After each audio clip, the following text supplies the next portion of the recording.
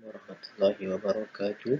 Yang dihormati Encik Hamidi bin Saleh, pensyarah subjek Tamadun Islam dan Tamadun Asia.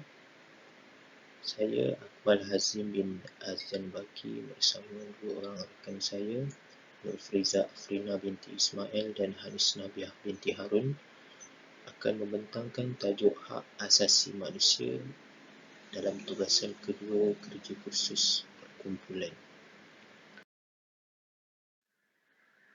Kami menyediakan video ringkas penerangan berkaitan dengan hak asasi manusia.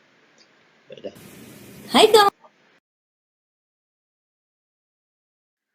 Sebelum kita pergi lebih lanjut mengenai hak asasi manusia itu sendiri, kita perlu memahami definisi hak yang mana mengikut Kamus Dewan edisi yang keempat, hak bermaksud benar, kebenaran, maksud kuasa atas sesuatu untuk membuat sesuatu. Maknanya hak ni kita ada autoriti untuk kita membuat sesuatu, ataupun terakhir kepunyaan kita. Maknanya hak tu kita punya. Asasi pula menjadi dasar yang menjadi pokok. Undang-undang ini tidak mengganggu hak-hak rakyat yang lain. Dalam konsep hak asasi manusia pada asasnya, hak asasi manusia adalah hak yang tidak boleh dipisahkan dari kebebasan yang layak. Maknanya setiap insan tidak boleh dipisahkan. Maksudnya setiap insan ada hak dia. Ada hak dia untuk melakukan sesuatu perkara. Tapi kita sebagai orang Islam, kita di garis panduan ni dan kita akan tengok. Kemudian konsep hak asasi manusia mengikut perspektif Islam dan perspektif Barat. Yang kedua, hak tersebut menjamin maruah dan harga diri. Hak asasi manusia berbentuk sejagat, tidak boleh dipisahkan dan saling bergantung. Dan kita fokuskan kepada yang keempat, asas bagi setiap hak asasi manusia ialah kefahaman bahawa setiap insan manusia mempunyai maruah dan harga diri. Maknanya kita kena faham bahawa setiap manusia perlu memelihara maruah dan juga kehormatan harga diri dia. Maknanya dia perlu menggunakan hak ataupun kuasa yang ada dalam diri dia untuk dia menjaga diri dia. Seterusnya, hak asasi manusia mengikut perspektif Islam dalam surah Al-Baqarah ayat 30. A'udzubillahi minasyaitonirrajim. Wa iz qala rabbuka lil malaikati inni ja'ilun fil ardi khalifah. Ila akhir ayat, Allah menyebutkan, ingatlah ketika Tuhanmu bertitah kepada malaikat, aku ingin menempatkan di dunia ini para khalifah, pelaksana amanahnya. Yang mana kalau kita boleh lihat, manusia mendapat penghormatan daripada Allah dengan tugas kekhalifahan. Maknanya setiap manusia mempunyai hak dia. Hak dia sebagai seorang khalifah. Tetap dia perlu taat kepada Allah. Selagi mana dia taat kepada Allah, itu garis panduan dia. Di mana Dr. Muhammad Fauzi bin Hamad kata, hak-hak asas kepada kewujudan manusia bagi menjamin maruah dan kehormatan kita, untuk memelihara diri kita. Pada perspektif Barat, hak tersebut adalah hak tabi'i, terbit daripada konsep kedaulatan mutlak manusia yang superior dan tidak ada kedaulatan lain yang mengatasinya. Maknanya hak dalam Barat ni ialah dia lebih terbuka, dia bebas. Maknanya tidak ada penggantungan untuk hak dia. Sebagaimana kita orang Islam, kita ada Quran dan Sunnah, kita ada ketaatan kepada Allah. Tapi Barat, dia bebas melakukan kekerasan dan kejahatan. Maknanya ada kebebasan dalam semua perkara. Contohnya pergaulan sosial, demokrasi, konteks sosial, hierarki dan sebagainya.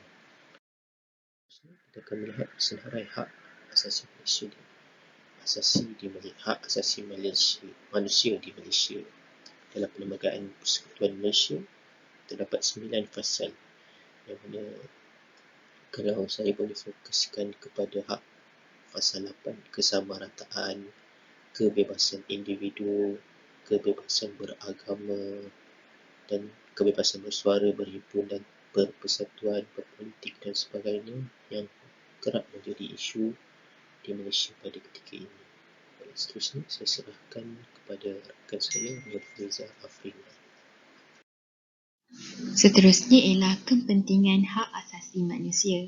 Yang pertama sekali ialah hak hidup. Manusia perlu melindungi haknya. Allah berhak menentukan hidup atau kematian seseorang. Ini bermaksud kesemua manusia perlu melindungi hak-haknya yang tertentu untuk menjamin keselamatan atau kepentingan diri sendiri. Yang kedua ialah hak kebebasan. Hak kebebasan penting untuk memberi peluang kepada individu untuk bersuara. Individu juga diberi peluang untuk berfikir secara bebas. Yang ketiga ialah hak persamaan. Manusia tiada perbezaan dari segi darjat, keturunan, warna kulit dan bangsa serta jantina. Kita boleh bagi contoh banding daripada dulu dan sekarang, di mana pada zaman dahulu kebanyakan kaum wanita tidak dibenarkan bekerja dan mendapatkan pendidikan. Namun begitu pada zaman ini kaum wanita dan kanak-kanak boleh mendapat pendidikan serta pekerjaan. Yang ketiga ialah hak berpolitik. Setiap individu boleh memilih politik tersendiri, tidak terikat dan boleh mengikut pandangan sendiri. Di Malaysia, semua rakyat Malaysia boleh memilih parti politik yang mereka inginkan. Seterusnya saya masuk kepada isu-isu semasa. Yang pertama sekali, hak kebebasan memilih pegangan hidup, iaitu amalan menyembah syaitan ubat al-syayatin, iaitu bebas mengamalkan amalan sihir dan amalan kurafat.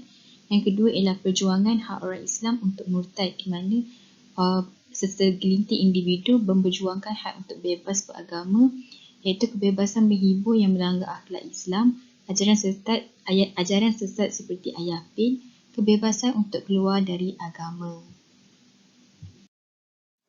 Hak yang diperjuangkan yang ketiga ialah individu tanpa negara. Individu ini dinafikan daripada menikmati hak asasi manusia seperti kesaksamaan di bawah undang-undang, hak untuk bekerja, mendapatkan pendidikan, kesihatan dan memiliki hartanah. Individu tanpa negara ini juga berisiko menjadi mangsa jenayah seperti penyeludupan manusia, gangguan dan eksploitasi. Isu yang keempat, antara yang paling popular ialah peristiwa Mogok 1961. Peristiwa ini di mana kerajaan tidak memberi kebebasan kepada penulis-penulis akhbar untuk membuat rencana, kerana kerajaan menganggap rencana yang ditulis oleh penulis akan menggugat kepentingan kerajaan. Pertubuhan berkaitan hak asasi manusia. Pertubuhan Dunia. Pertubuhan Bangsa-Bangsa Bersatu PBB atau dikenali sebagai United Nations UN ditubuhkan di San Francisco, California pada 24 Oktober 1945 selepas Perang Dunia Kedua.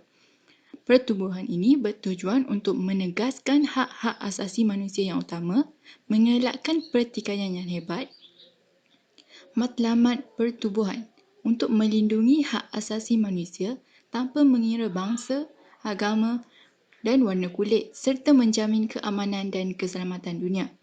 Pertubuhan ini menubuhkan satu majlis hak asasi manusia pada 15 Mac 2016 yang memelihara hak asasi manusia dan membincangkan isu yang berkaitan.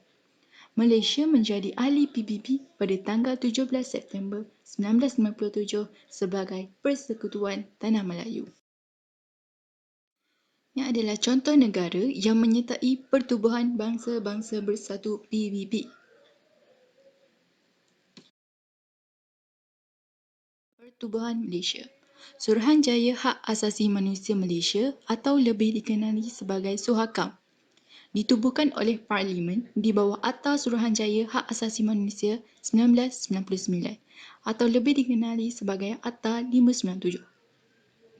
Usaha penubuhan bermula apabila Malaysia bergerak aktif dalam Pertubuhan Bangsa-Bangsa Bersatu bagi Hak Asasi Manusia pada tahun 1993.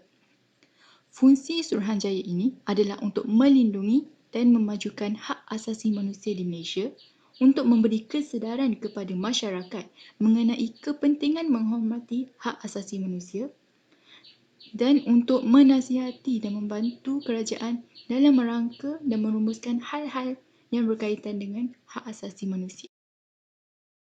Kesan pelanggaran hak asasi manusia terbagi pada 5. Politik. Rakyat tidak boleh menyatakan ketidakpuasan kepada pemerintah, kerana tiadanya hak kebebasan bersuara. Ekonomi, manusia tidak dapat menyimpan harta persendirian kerana semua harta adalah milik kerajaan. Sosial, jenayah pemerdagangan manusia semakin berleluasa kerana tiadanya hak kebebasan. Pendidikan, golongan wanita tidak mendapat pendidikan di sekolah kerana tiadanya hak persamaan antara golongan wanita dan golongan lelaki. Keagamaan, golongan minoriti akan ditindas kerana perbezaan agama. Keadaan ini berlaku biasanya di negara yang mempunyai pelbagai kaum, bangsa dan agama.